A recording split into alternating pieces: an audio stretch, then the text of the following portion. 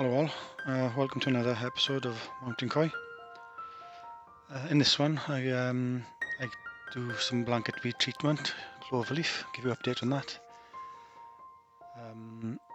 Chat about koi food, tell you what I use, and an update on the new fence around the pond. There's some crazy swings in temperature. See, the pond went from 17 degrees to 12 degrees in 24 hours. So there's frost overnight, below zero. You can see on the water vapour coming off the pond, the difference in temperature between the water and the air.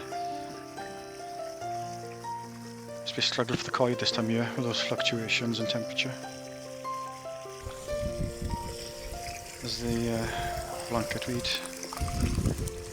Haven't had a problem with it before, but it seems to be very common this year. See the pond very green in the bottom. See a bit better on the window.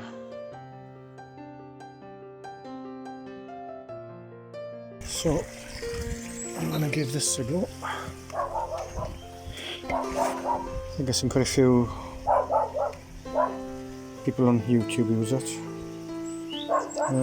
It's only enough for 10,000, so it's a bit under my pond, but I'll give it a go. A bit messy, but in and stirred.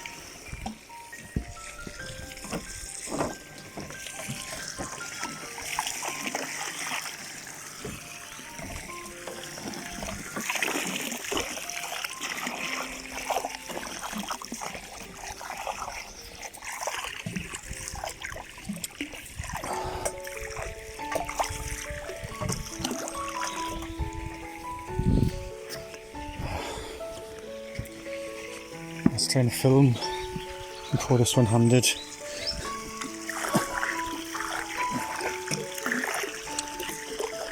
Just gonna get under there because there's a lot by the window because it gets lots of sunlight.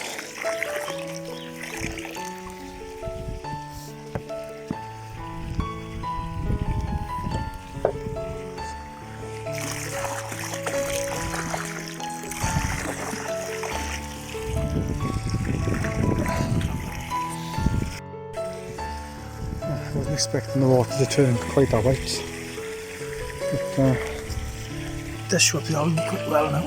You see that?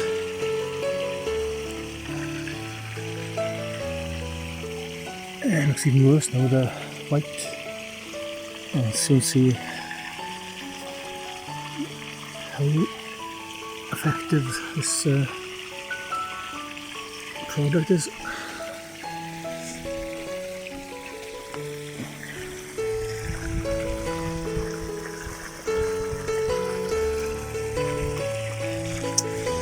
Let's see the fish again tonight. It shows up much better in the window now with the white background.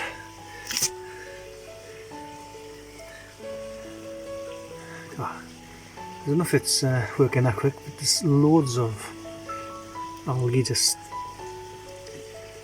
floating off.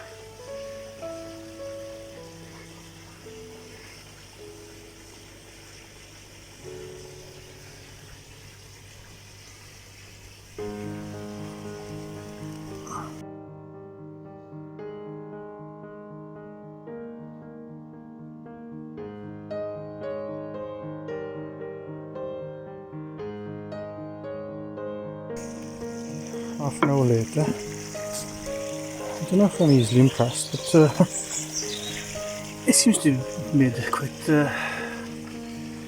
immediate difference. It's just like raining a piece of algae. I had no idea what to expect, and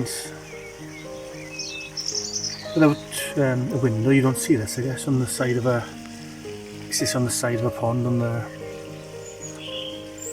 fiberglass or the lining. It really is destroying the algae. Day one after the treatment.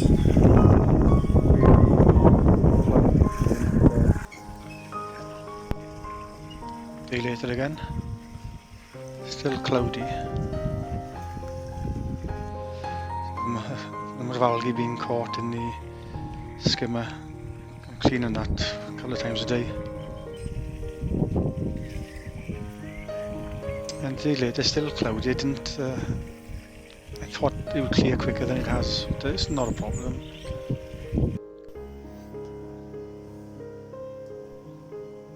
Hopefully those are Japanese reds and blacks. Starting to do the fence around the pond. Still haven't got enough wood, but see what it looks like.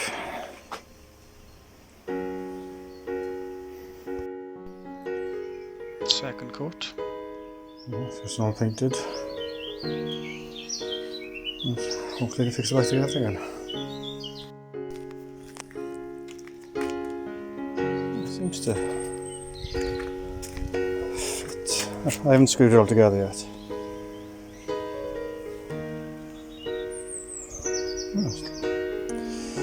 Pleasantly surprised.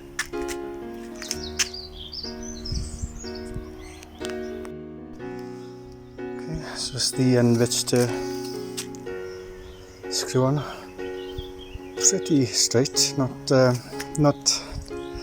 if you're a carpenter you'd probably be disappointed, but I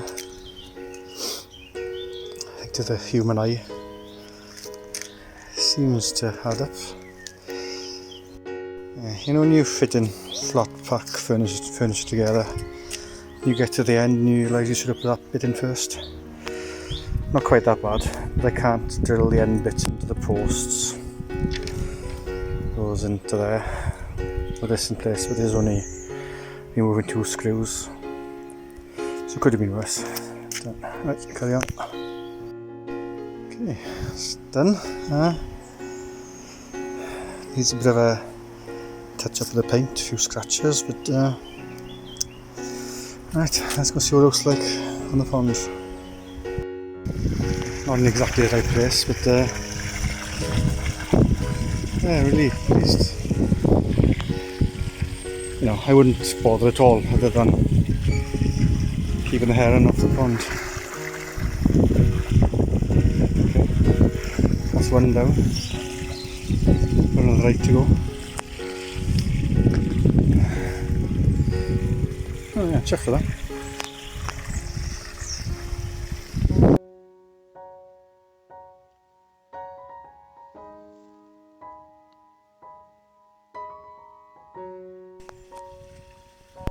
I thought I'd just have a quick mention of the food. I put pictures up to show the 3 different kinds I've got. You can probably see there, I got the white colour as a sinking kind of 4 to 5 millimetre pellet. Then the large brown one is a floating 4 to 5 millimetre one, and then the small one is a 3 millimetre one. So the reason and this is all wheat germ, so until it gets a bit warmer.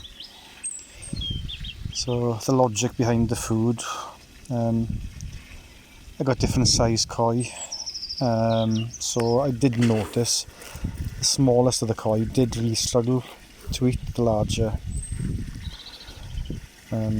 pieces of food. They were just they could get into their mouth, but then they'd swim down and you'd see then the food float back up. So that's why I went for the smaller size pellet as well, which they can quite happily eat. And then with the new koi I've got, some of them are still quite shy and don't like to come to the surface. So that's why I did the sinking food in to make sure they get their food if they want to eat at the bottom. I guess there would be the argument of it would force them to come to the surface perhaps if I didn't do that. But I'm not in a hurry for them to settle in. Happily they do it in their own time when they're comfortable. It seems to work for me. I just wonder what other people's views on the food they use. Be interesting to hear when you go into the high protein food, if you do. So let's give them a little bit, see if they'll come to eat.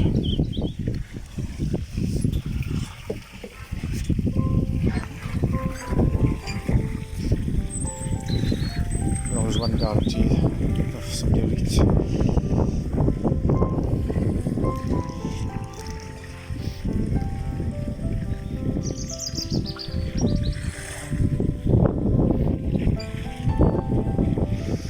While it's still a bit cloudy, still hasn't cleared after treating for you see the new ones, the large ones on the bottom.